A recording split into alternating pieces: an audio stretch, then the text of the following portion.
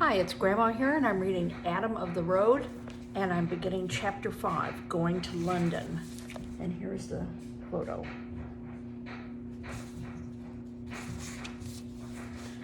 After a while, clouds slipped across the sky, and chilly little gusts of wind turned up the undersides of leaves in the thickets.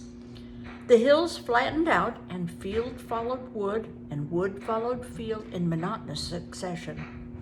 Adam began to feel tired, and he was worried about Nick, who was keeping up, to be sure, but evidently with difficulty, for his head hung so low that his ears almost dragged on the ground. Adam was about to ask Roger if they could stop and rest when Hugh came riding up on a somewhat small and scraggy horse, which he rode with a condescending air. "Ho, Miss Minstrel," said Hugh in a bossy tone. "My Lady Rushinda wants you." He paid no more attention to Adam than if he'd been a fly, but spurred his horse and went dashing on to catch up to a group of squires ahead.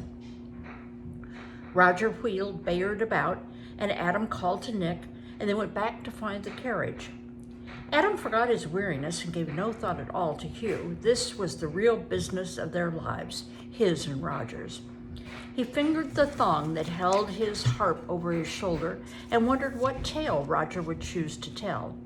As it turns out, Roger did not have a chance to choose. Lady Rushinda wanted to hear the lay of Sir Orpheo. Now, I don't know what that means, but hopefully they will explain that later on. And if they don't, then I'll look it up. Roger rode close beside the window, and raising his voice to make it heard above the rumbling of the carriage and the steady sound of the hoofs, he began. "Lays are woven of love and sorrow, of adventure and magic, a little truth, a little laughter.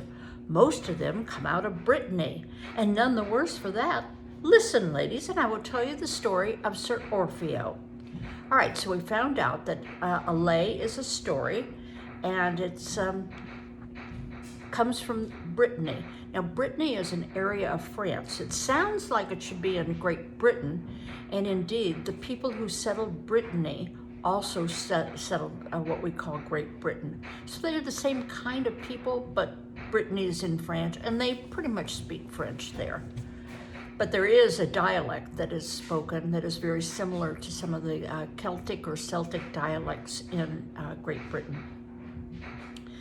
There was a stirring on the other side of the curtains and some urgent though muffled speech in which Adam thought he recognized Marjorie's voice. Lady Rushinda interrupted Roger. "Let your boy and his dog ride in the carriage for a time," she said. "Young things get weary." After a few moments of confusion in which the carriage stopped and several people gave out contradictory directions and all changed their minds several times, Adam found himself sitting on a cushion on the floor at the back of the carriage, with Nick stretched out flat beside him, and Marjorie beaming down at him from the low chair on which she sat. He blinked his eyes to make sure he was seeing what he thought he was and looked around. The carriage was like a little room, full of color that was bright even in the dimness, and fragrant with some rare spicy scent entirely different from the fresh odors of flowers and new-cut hay that Adam knew, but sweet. Besides Marjorie, there were in the carriage Lady Rushinda, whom Adam knew at once because of her age and authority, and a young girl with red hair rippling about her shoulders like a cape, and a couple of women whom Adam did not notice particularly because there was not anything very much to notice about them. He took his harp in his hands and leaned back against the side of the carriage to rest his shoulders. Marjorie giggled. "The horse is stamping on your head," she whispered. "Does it hurt?" He thought she was a little crazy till he looked around and saw that he had rested his head against the tapestry just under the hoof of a very spirited charger. "My head's hard," he answered. "Takes more than that to hurt me." "Shh," said one of the uninteresting women. The window on the other side of the carriage was open, and through it Adam could see Roger's head and shoulders as clearly as he were a picture in colored glass. He rode slowly along with his arm resting on the edge of the window and his face turned toward the people inside so that his words might find their target. Only now and then he paused to take a quick look at the road ahead. So Roger is still riding the horse, but beside the carriage, and he is going to be turned and talking into the carriage. Sir Orpheo was a king of England, he was saying in French that rippled along in short rhymes. He was a strong man, generous and brave. More than anything else, more than sport or warfare, he loved harping. Any minstrel who came to his court was sure of a joyful welcome. Now, there are a couple of reasons why he's saying this in French. One is it comes from Brittany, which is in France, but the other reason is the Delisle family are probably of Norman ancestry, and French was their native language. Now, this is that happened in 1066 when the Normans invaded England, and this is another 200 years after that, but the nobility still spoke a lot of French. They understood English as well, I'm sure, but French was their preferred way of talking. Adam ran his fingers over the air above his harp strings without making a sound, and Marjorie clapped her hands over her mouth and laughed with her eyes. Orpheo himself loved to play his harp and had put his wits to learning it till there wasn't a harper anywhere who could make such music as he could. The carriage did lurch and jolt, as Marjorie had said, and now and then Adam felt as if his backbone had gone through the top of his head, and once he hit his elbow a whack that brought tears to his eyes. Still, it was a different kind of shaking up from what he'd been getting on Bayard's back, and that was a relief. What was more important, Nick was getting to rest that he needed. He lay stretched out flat on his side and sound asleep. Roger's voice went on like music, rising and falling, growing stern when he spoke for the king and tender when he spoke of Sir Orpheo's beautiful queen Herodias, and sad when he told how she was taken away by the fairy people to their kingdom underground. He told how Sir Orpheo, in grief, left his kingdom and went into the forest with only his harp for a companion. And now he who had a soft bed with purple coverlets slept on the hard ground with only leaves and grass to cover him, though the snow fell and the wind whistled.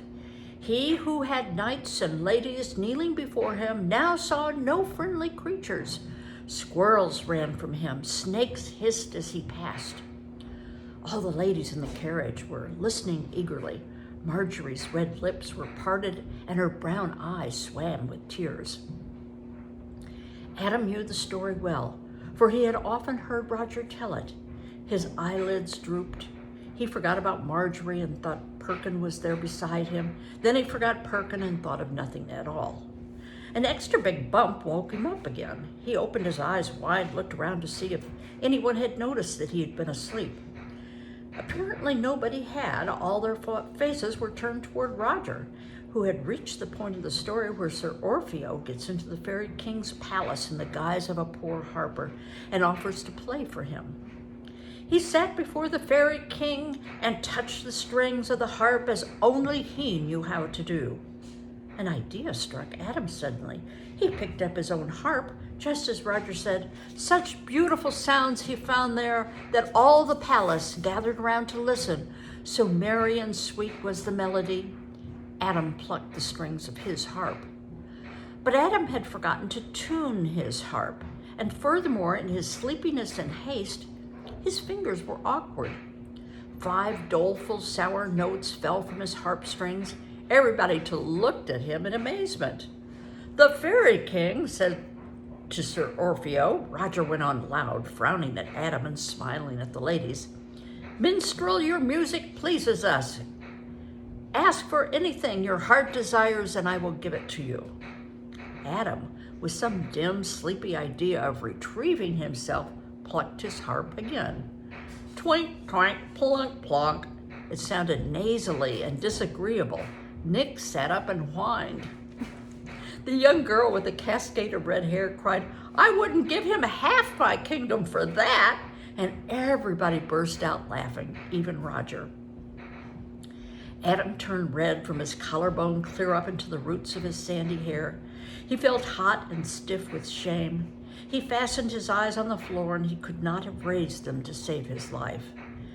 He clenched his hands into fists so tight that the skin went white over the knuckles and little cups showed at the wrist. "Never mind," said a soft voice in his ear. "Don't feel so bad. I'll bet Sir Orpheo couldn't harp any better when he was a little boy than you do." Marjorie meant to be kind, but she might as well have rubbed salt in open wounds. For one thing, Adam didn't want anybody to notice that he felt bad. He wanted people to act as if he didn't exist and never had existed. For another, that really was not a fair sample of his harping. Ask any boy at St. Albans, ask Dame Malkin if it was. In the third place, he did not consider himself a little boy. He grunted uncivilly, "Oh, I don't care," and continued to look at the floor as intently as if he were counting the threads in the carpet. Gradually, his cheek cooled, and he heard Roger's words going on with the story. Sir Orpheo had won back Dame Herodes from the Fairy King, and they were on their way to their city again. Adam lifted his eyes warily. Everyone was listening breathlessly to hear whether the steward would prove faithful to Sir Orpheo, and nobody but Marjorie was paying attention to Adam. "I'm going to walk for a while," he muttered, and before she could protest, he swung his leg over the doorsill and dropped down into the road. Now the carriage is still moving. Nick followed him with a scramble and a thump. The sun had come out again, and the air was as sweet with honeysuckle. Overhead, the branches of the trees met and spilled sunshine in patterns through their moving leaves. In spite of the discomfort in his mind, which scratched the soul as hair cloth scratched the body, Adam was glad he was walking it thin. It was good to stretch his legs and feel the air in his face. The distance between him and the carriage widened. It was going rather faster than he could walk, but he thought he could keep it in sight. "You, boy," said a voice behind him. "I want to talk to you. What's your name?" He turned. A young man with a squire's clothes and bearing was looking down at him from a beautiful little chestnut palfrey. "Adam, fair sir," he replied promptly. "I'm Roger the minstrel's son." "Adam, well, Adam, I saw you let yourself out of the carriage.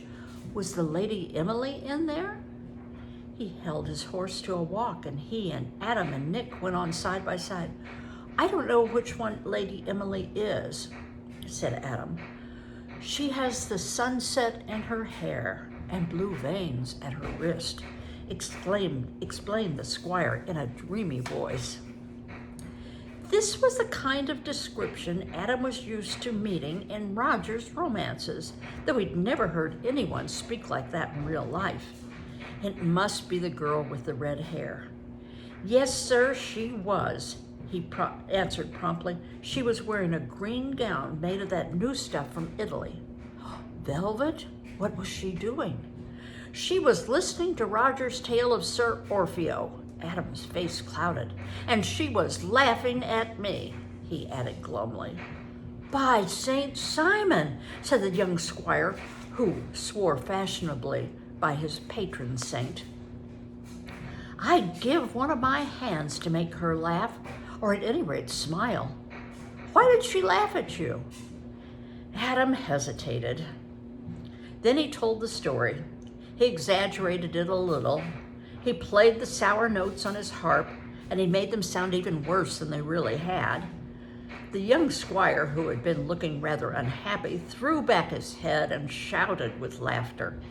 Adam threw back his head too and laughed, strangely ceased of his pain.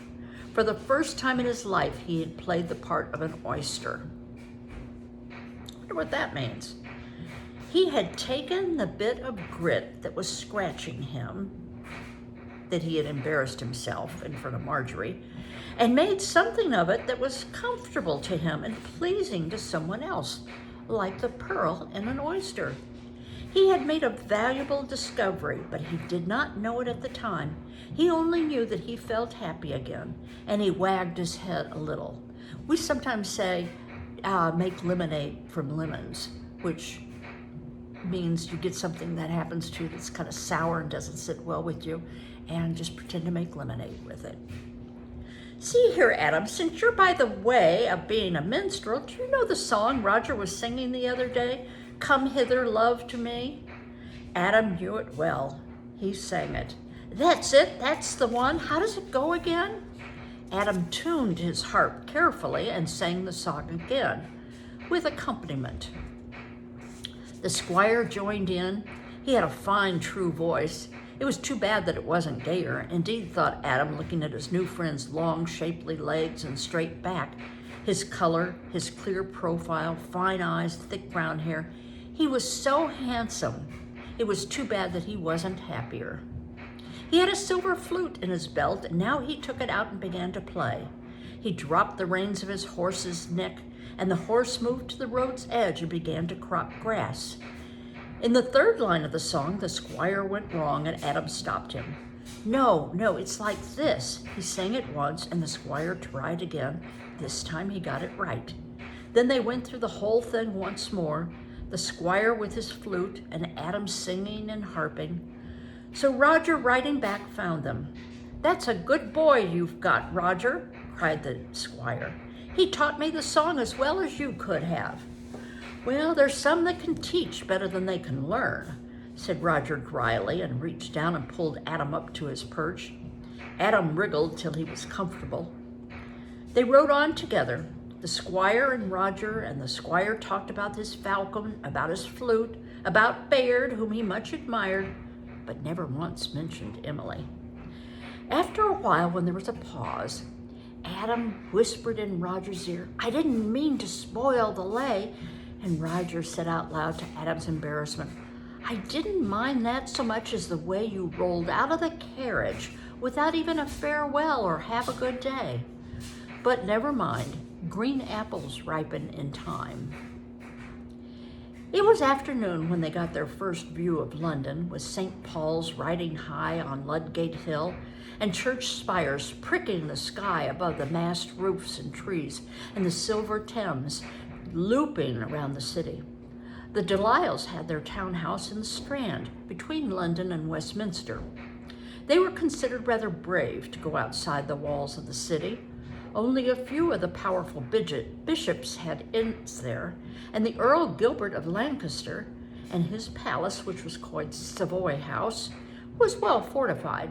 But Sir Edmund liked the airiness and the freshness of his house in the green fields near St. Clement Danes. It had the advantages, he said, of both city and country. There was immense bustle and excitement within the walls of Delisle House when the lord and lady and all their followers got there. The squires and maids were running about with perfumed and steaming baths. The grooms and stablemen were busy watering and bedding the horses. The carters unloaded the goods they had carried over so many miles. One cart. I just realized why they're called carters, because they were the ones who drove the carts and loaded and unloaded the carts. One cart had panes of glass in it, packed with the greatest care in layers of straw. Not many people had glass in their windows, but Sir Edmund did.